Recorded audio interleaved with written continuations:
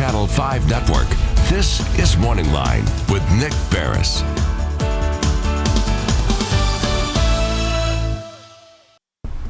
Good morning, everyone. Thanks for joining us on MorningLine. Nick Beres here on a Tuesday. We're coming to you live and direct from our News Channel 5 studios downtown, and I guess my microphone is over here. I've been scrambling around because we're doing something a little different. Can you hear me better there now? We are, as always, now working and practicing social distancing, and for that, we will continue on occasion to have guests of particular importance come into studio if they're willing to, but what they will do is join us across the studio. My guest is way over there, and I'll introduce you to him in just a moment, but I want to remind you this morning we're coming to you not only on the Plus, okay, where you're watching us now, but we are also streaming live on Facebook at newschannel5.com. I will be monitoring that as well, so if any of you have questions or comments for our guests during the show, please reach out to us and we'll try to answer them for you there as well. Our guest this morning is Metro Vice-Mayor Jim Shulman. Good morning to you, sir. Good morning. Thank you. It's good to be here, and I'm sorry I'm not sitting next to you, but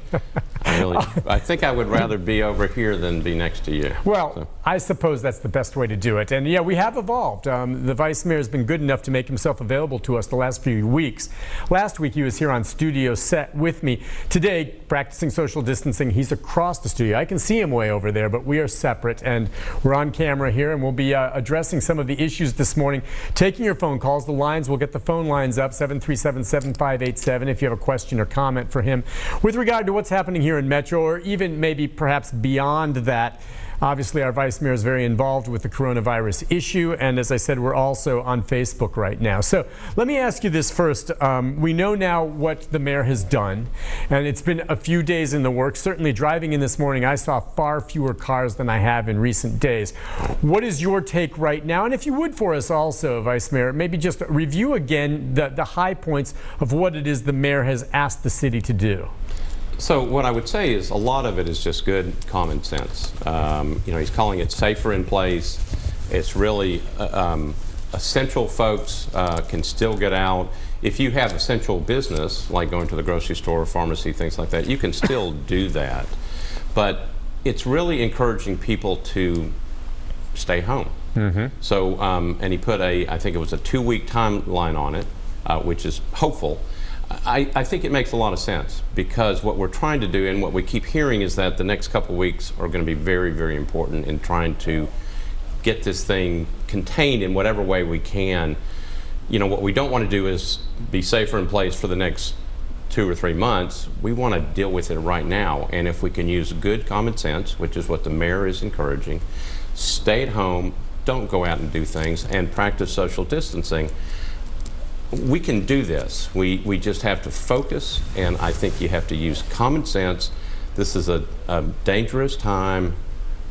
We can do this by using common sense principles. Just stay at home, and if you have to go out, only go out for essential reasons. Yep, and I think you're right, and it's common sense. For instance, I may have to make a stop on my way home today at the grocery store to get a few items. They remain open.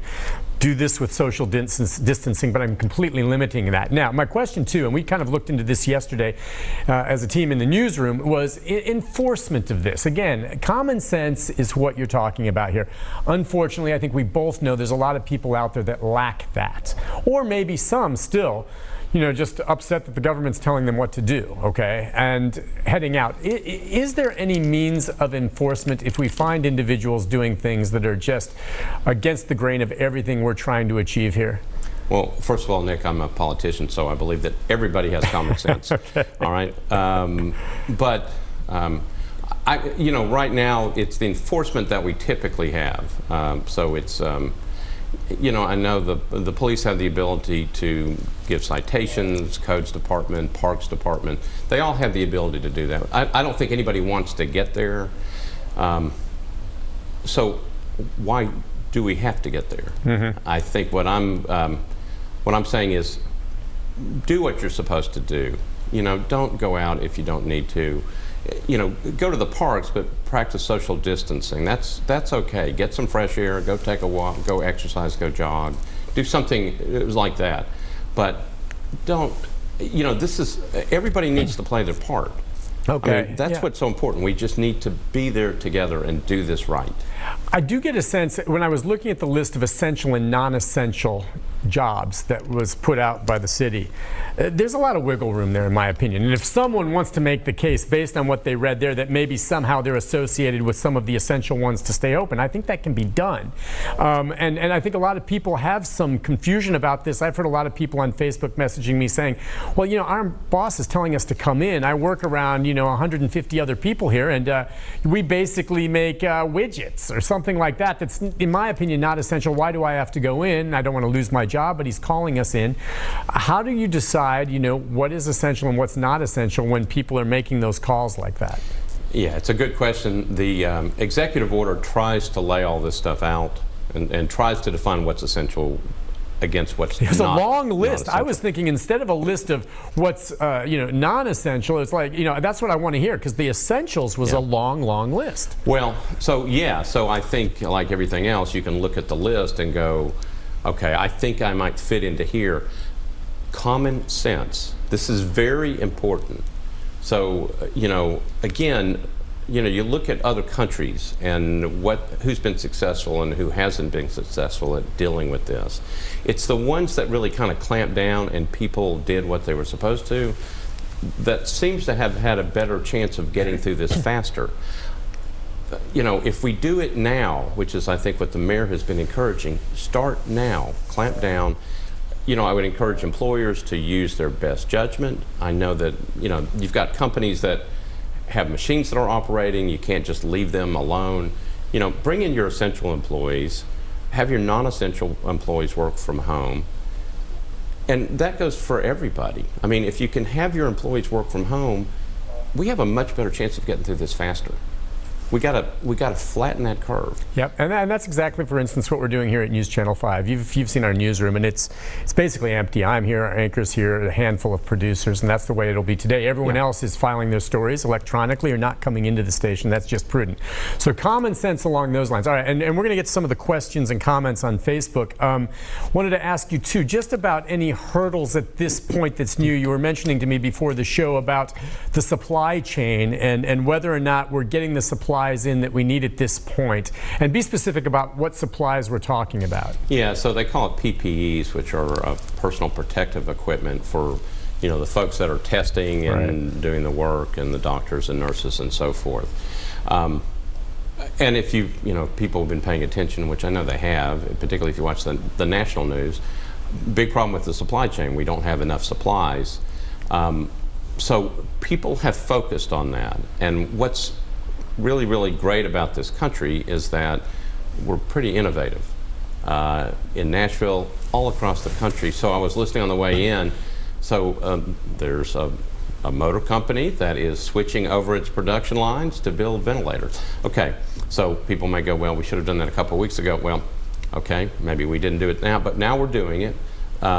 So the idea is to switch over to those entities that can actually manufacture these things, like ventilators, like the masks, the things that we need. I saw the governor yesterday with some type of protective covering for a face that they are now manufacturing, I believe, in Tennessee. So we're innovative. We just have to turn the machine around, get these things manufactured, and get them into the hands of the people that need them. And so while they're working on that part, people need to do their job, stay inside, you know, stay 6 feet away from people, so we can flatten that curve. We're doing what we're supposed to be doing now. We just all have to hang together and do this right. I noticed each day it seems like it's getting better. The message is getting across. Because I said, driving in every morning as early as I do, and the traffic is just not what it once was. It's getting, and that's one sign. Let's take a quick question before we go to the break from on the phone, and we'll go to Michelle. Good morning, Michelle. What's on your mind? Hi, Michelle. Yes, I have a question. I was looking at the lifespan of the coronavirus and realizing that it stays on plastics and things for 3 days. So I'm trying to find out why the drive-thrus are essential for people when you're passing credit cards back and forth and they're not taking gloves off in between each customer. And so that can increase the spread of going back and forth into different homes. Okay. We were just talking about that in the newsroom. I know you're not with the health department, you're not a doctor, but we are encouraging, and I'm trying to do this to help some of these establishments by ordering carry-out, but several people have asked me, what about, folks, when they're paying with a credit card, they're touching the credit card, they hand it back to you. Could the virus be on there? What about the food preparation when you get it, if it's on the styrofoam container? Do we know about those, and should it be considered safe? What have you been told from the health department? Well, so just listening to this, obviously we're trying to keep small businesses operating, and so they've restricted people from going into dining in services. So obviously restaurants have to meet certain requirements. They're governed by the health department. They're operating on the same standards that we are. I mean, if somebody's sick, they're not supposed to be in there. The question is, since it's such a new virus, if you're getting a styrofoam container, you may want to wipe it down when it's handed to you. Hopefully maybe somebody's wearing gloves. But take precautions. I mean, we don't want to restrict totally the way that we live. We want small businesses, particularly restaurants, to be able to function. Small businesses, I would say, are the lifeblood of our community. We have to figure out ways to make them or to help them operate while this is going on. We've restricted their access now anyway, but just practice good common sense. Right. Wipe it down. If you're concerned about it, you get a styrofoam container. I'll tell you what. Do you have the Venmo app on your phone? Do you know what Venmo is? Me? Yeah, I know what it is. I don't have it on my phone. Okay, well, I've got it. Let me just suggest that for people. Venmo, it's something where you can set up a fund, and a lot of these restaurants and stuff are now accepting that. And it's basically, you don't have to exchange any money. You just do it on your phone, and you send it over. So I'm just throwing that out there. That's right. Yeah, so that's one way. Listen, we got to take a break on that. As we go to a break, I'm hearing from one of our viewers who's following us in Switzerland. You're wondering, again, this is a worldwide, obviously, pandemic. And she says everything is tight, borders. We can only buy food and medication, and we stick to it. Stay home. This is the only way we can protect ourselves and others. Please follow the rules. And so they're doing it in Switzerland. They're doing it everywhere else, and we're doing it here. We'll take a break. When we come back, we'll screen through more of the comments. Many of you following us right now on Facebook at newschannel5.com.